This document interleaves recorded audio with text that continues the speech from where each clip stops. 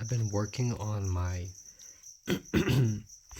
on my flint knapping skills, and this is the first one I made. Obviously just hitting it with a rock, not knowing what I'm doing. Let's see, it is sharp. Does it have good serrations? No. Like, I would not use it unless it was the only thing I had, right?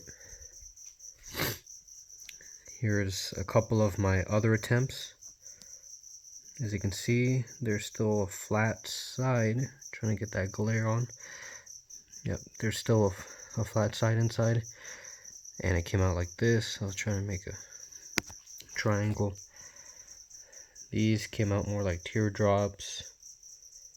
I can still go back and fix them. I just have to fix my pressure flakers. And then also fix my copper bopper, which I made. All the tools that I have, I made them DIY'd basically, and here's a couple of my attempts in the span of 2 days or 3, learning more and more, but still not fully knowing what I'm doing. Like, I've seen videos, but I haven't taken the time to sit down and study everything, like every last detail. So I don't want to say I'm BSing, but like I haven't put in like all my potential into studying and then fixing my tools, making them right. This is the one I made today. After all the attempts I've made in the span of probably 2 days, this one came out really good. I try to use the pressure flickers. Maybe I haven't tried good enough.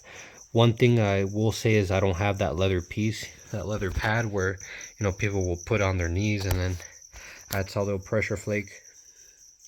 I don't have that yet, but look at it. I removed almost every single bit of the flat surface on each side, and then I try to make the grooves or the serrations proportionate. It does have a good decent tip.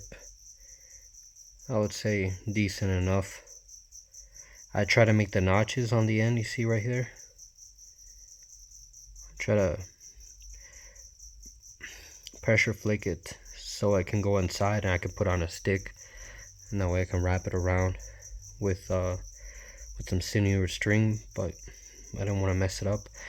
But look, in the span of 2 days, supposedly the professionals in videos that I've seen will talk about how you'll need $100 worth of material just to be able to perfect it or start getting an idea of what you're doing. But with with me just going to the desert, the same desert where there's witches and a whole bunch of paranormal stuff, I found a whole bunch of bottles and some antiques. My friend has found a lot of coins. I found a whole bunch of glass, from the bottom of the bottles to just thick chunks of glass in general, and then also big pieces of glass, like really thick ones that are like probably 1 inch or a little bit more than half an inch thick. But this is my potential when I'm not putting in all the effort, and then with the limited resources that I have. Like, look how it started, look where it's going. I can still go back and pressure flake it to make it super sharp, but I mean, look at how proportionate it is. All that in 2 days, just learning, and I haven't really fully dedicated every day, but I have taken my time on these. It's just I haven't put in all the effort and time.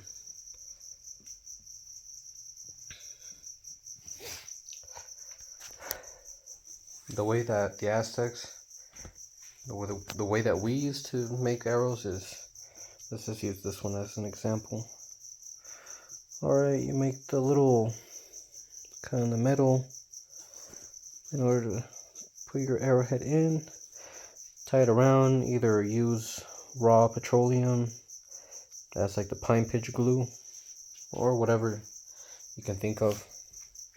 And then here, instead of, you know, how other arrows are made, they'll have the feathers like this, and then another one.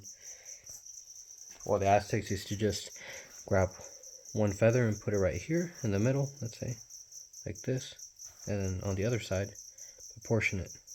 Not cutting it, literally just like that.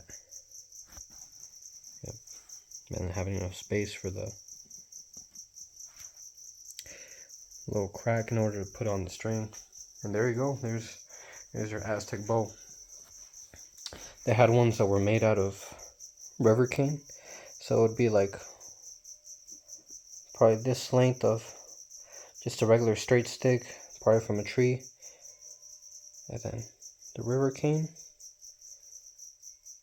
and then just another regular stick, and then the feathers, etc. Obsidian tips,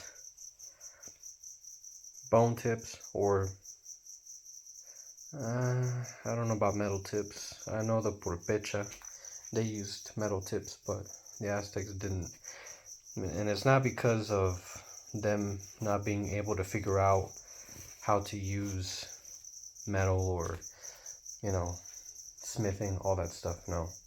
It was because for them, warfare was something spiritual, and they made weapons that were meant to injure and not kill. They could have easily made spears out of bronze, any other metal, and have made weapons that were meant to kill, but the point wasn't for killing, it was for capturing people to sacrifice them, or because, you know, also connects with the gods, how it all has to do with duality of life, war and peace, and the gods at war with each other, etc. But anyways, that's just a little something.